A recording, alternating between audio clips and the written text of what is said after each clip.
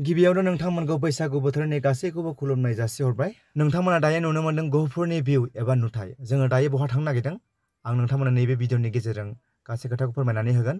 जोङो बैसागु मेला गामियाव फालिनो नागिरदों। दा जोंनि गामिनि सासे टाउनाव थाफैनाय दङ, गहपुर टाउनाव। बेखौनो जोङो मान होनो थांगासिनो दङ। बिथांनिफ्राय जा हायो जि अनसुंथाइ होनो हायो जों बिथांनि खाथियाव थांगोन।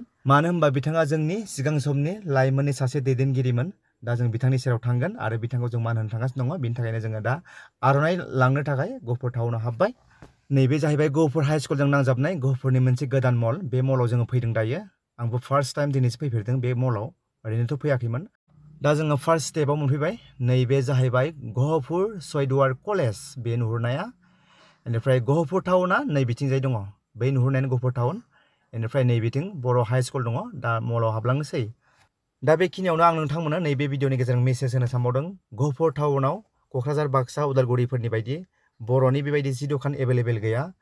बर'नि गाननाय जोमनाय नांगौ होनब्लाबो माने मोननो थाङा आरोना, गोबां खम आरो। माने गंसेल' दं होनजायो। जों दा जि जायगायाव फैदों बेयावल' आर'नाइ दख'ना बेबायदि मोनो आरो। बेलेगाव गैस्रायानो, माने नागिरब्लाबो मोना। माब्लाबा फैबा माने दखाना बन्द' जायो। माने गंसे गंनैल' दं नालाय। दा बिजनेस खालामनोबा बिजनेस खालामफैनो हागोन आरो बे जोंनि गहपुर टाउनाव। Nisan dखान deh. Nang bukan nih? Di Mirun Nogor nih boxer. Baru mau. Bapak di depan. Dukkan namanya. Businessman kak. Mami apa nih? Nah, sama mami kan ya bohong mendra. Loki pun sih. Wah, ini Loki pun sih. Betul Loki pun sih. अच्छा अच्छा आं बिमाखौ सोंखादों माथो जाबायना dress मोनदों नामा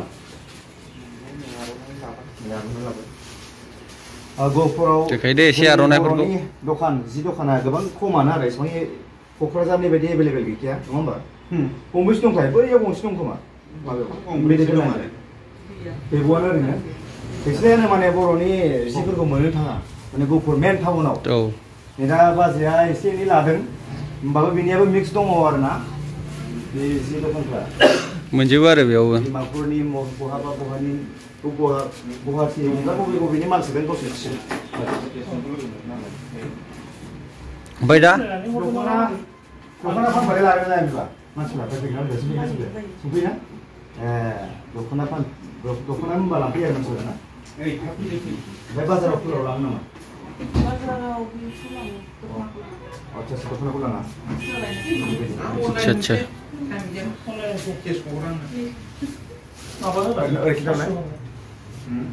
बेनो ना आं बेखौनो खोन्थाबाय नोंथांमोननो जोंनि बे गहपुराव गहपुर मेन जि गहपुर टाउन बेयाव बर'नि जि दख'ना जोमग्रा आर'नाइ बेबायदि स्ट'र बा दखानफ्रा बिराद खम माने गैस्रायानो माने बेबायदि क'क्राझारनि बायदि बिदि एभेलेबेल गैया।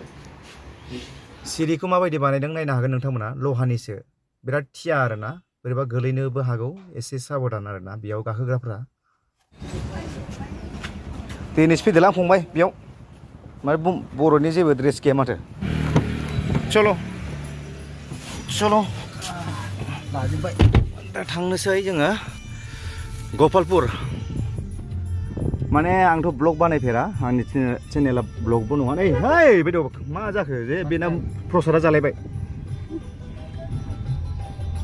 दिनै आङो फार्स्ट टाइम ब्लग बानायदों नै ब्लगखौथ' नायखायानोसै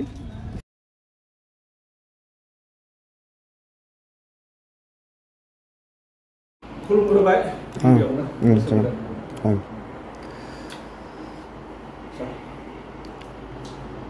दिनै बोसोर गोदाननि उनावहाय आंनि न'खरावहाय दिनै बे जोंहा आंनि फंबाय बियादै आरो भागिन आरो सासे फंबाय बे गथ'फोरा बोसोर गोदाननि नामावहाय दिनै आंनि न'आव फैनानै जोंखौ सानैखौबो सनमान खालामफैदों गामियाव रंजालि बैसागु मेला फालिनायनि थांखि लानानै आंनिसिम दिनै आंनि न'आव नुजाफैदों दा बे फंबाय बियादै बिबागिन नंगौ नाजावदों